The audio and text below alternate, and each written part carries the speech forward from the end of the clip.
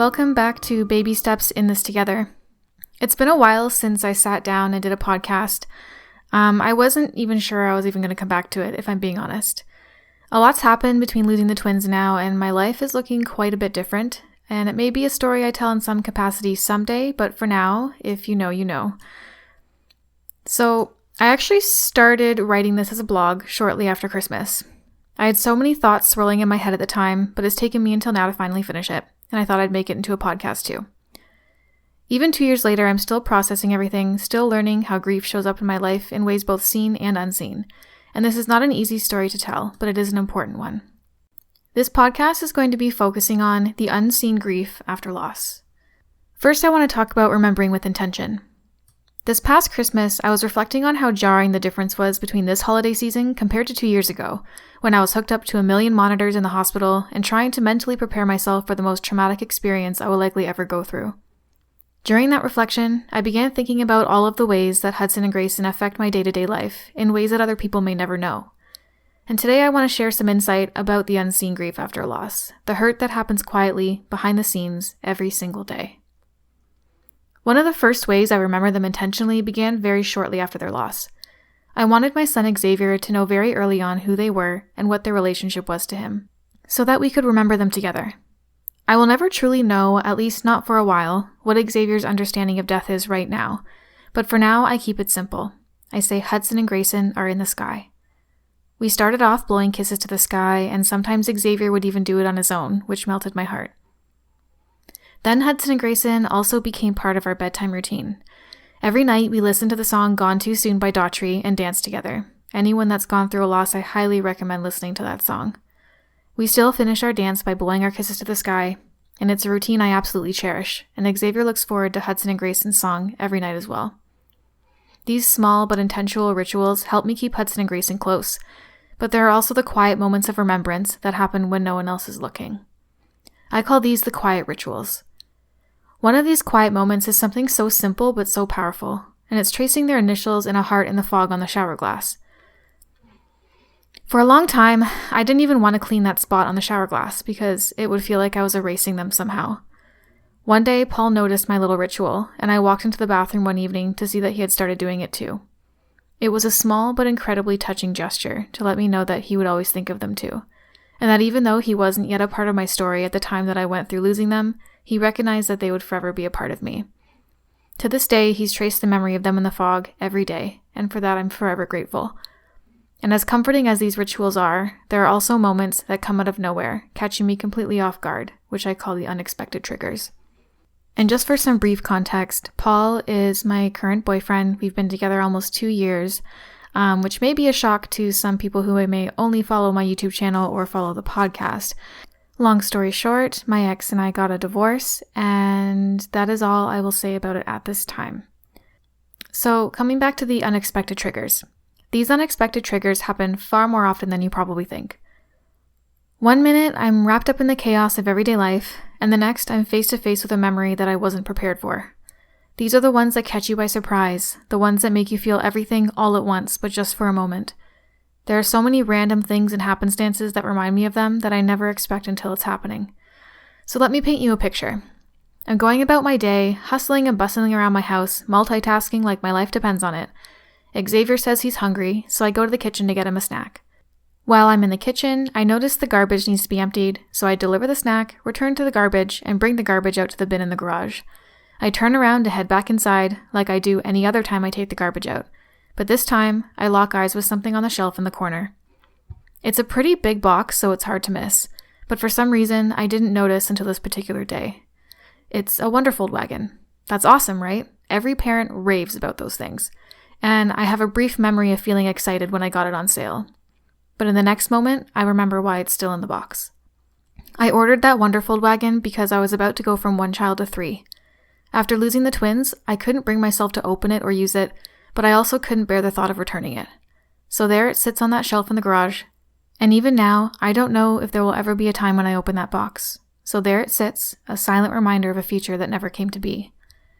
Grief doesn't just live in the big milestones. Sometimes it's tucked into the smallest corners of our lives, a box in the garage, an ornament on the tree, or a fleeting thought at bedtime. This next example of unseen grief is pretty simple, and it's what prompted me to start my blog in the first place. One of the first things I did when I returned home from the hospital and delivering the twins, and after almost dying from complications, was order custom Christmas ornaments for the tree from Etsy. And looking back at it now, it kind of feels like an odd choice, but I've always been the type of person that has a desire to memorialize people in that way, and it was a welcome distraction at the time. Last December was the second Christmas that the ornaments were put on the tree. I leave them until the very end and scope out the perfect spot. Paul, once again, has a handy intuition when it comes to knowing what I need in these moments. He knows that putting the boys' ornaments on the tree is something I have to do on my own, and he gives me the space to do so. However, he also knows that the moment they are on the tree is the moment that I need him, and without even being asked, he holds me as we look at the ornaments and we have a little moment of remembrance together. And it's bittersweet. It's something I look forward to doing each Christmas, but it's also something that I dread because of the feelings it brings up for me. And then there are the everyday what-ifs, the moments when I look at Xavier and imagine the life that could have been. Every day I look at Xavier and imagine what my life should have looked like had Hudson and Grayson been a part of it. I look at Xavier and I imagine how big the twins would be compared to him, and I imagine how chaotic it would have been with the three of them tearing up the house together. Anytime we go grocery shopping, I think about how much more expensive our grocery bill would have been with 2 extra little mouths to feed. Every night at bedtime, I think about how our bedtime routine would have been so different, juggling 3 kids at once so close together in age. Every time I have to pack away more clothes that Xavier's grown out of, I think about how they're going into a box in the basement, instead of being passed down to his little brothers. Every day, I walk by this book on my dresser that I had made documenting my pregnancy and experience with Hudson and Grayson. Most days, I continue walking by, not quite in the right frame of mind to read through it again. It has all my belly update photos, my experiences with finding out I was pregnant, finding out it was twins, finding out they were both boys, and most importantly, the photos of me holding them in the hospital. On the rare days that I do have the courage to look at it, I'm also struck with guilt about all the other days that it was just too hard to. So some reminders are expected, and others sneak in when I least expect them, even when I'm mindlessly scrolling at the end of the day. My bad habit of doom scrolling on TikTok some nights began right around the start of the pandemic, which is long before Hudson, Grayson, and even Xavier were a reality. While most of my algorithm consists of people doing random funny things, and cats, a good portion of it is usually about babies too. The baby fever that's plagued me for years has slowly evolved from a place of optimistic excitement for the future to a deep, unrelenting ache that just never completely goes away. Every so often, the algorithm gets a bit more specific and shows me more twin content. And then once in a blue moon, it hits very close to home and shows me videos of other women talking about their experiences of losing a twin pregnancy in a scarily similar way to how I did. While these encounters often make me feel less alone and more connected to others who have gone through similar situations, they are also impossible to prepare for. I often think of scrolling on TikTok as my daily gamble with emotional whiplash. And now I want to talk about the significant dates. Certain dates have also carved themselves into my heart forever, marking both the deepest pain and bittersweet kind of celebration. The reality of having not only 1, but 2 days a year that are significant reminders is also something not everyone realizes. Technically speaking, December 23rd is the day that Hudson and Grayson were delivered, but it was so early in the morning, and the lack of sleep made it feel more like a never-ending extension of December 22nd, which is the actual day I found out I lost them and the day that I was admitted to the hospital.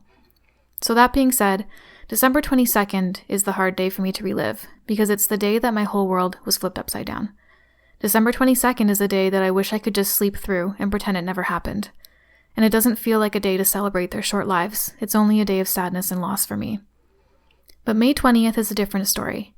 While May 20th still carries its own host of complicated feelings, it's a day that I try and make more of a positive experience. May 20th was supposed to be my due date, although once I found out it was twins, I knew that I would have had them much earlier than that. However, as May 20th was the only due date I received, this is the day I consider their actual birthday. And then I want to talk about the beautiful, complicated reminders. Sometimes, the reminders come in the most beautiful, complicated ways. Through the lives of the people that I love most.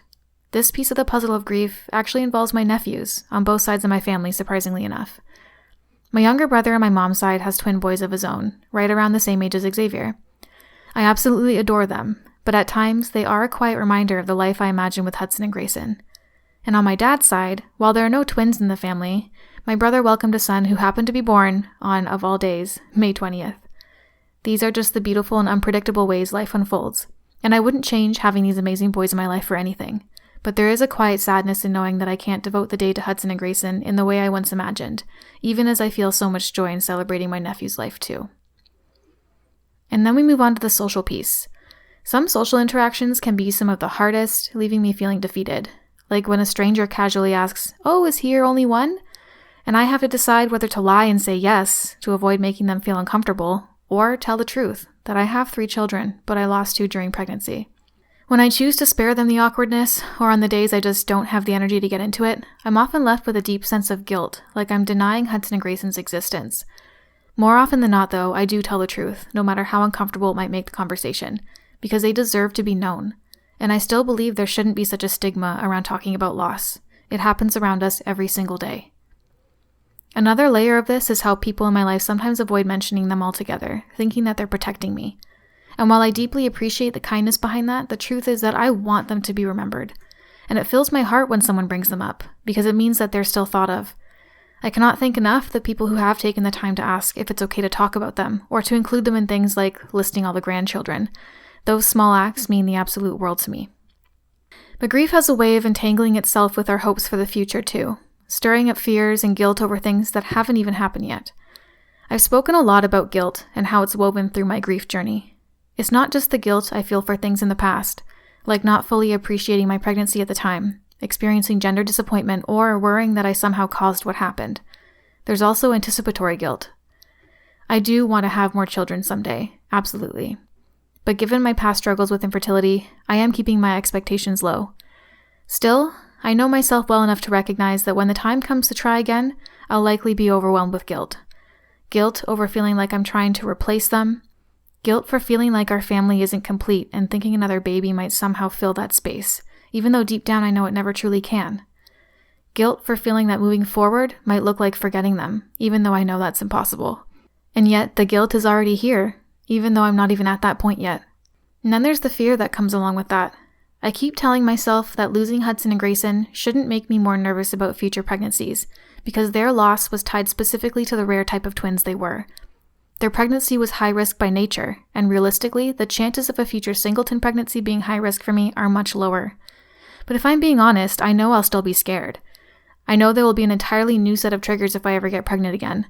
I imagine I'll have severe anxiety going to every ultrasound appointment, especially because when I found out I lost the twins, I was at that appointment alone. I went to almost every appointment alone back then, and I don't know if I can do that again. Will I feel joy or absolute dread the first time I feel a baby move again? Because the one clear time I remember feeling Hudson move, I've convinced myself that that was the moment he died.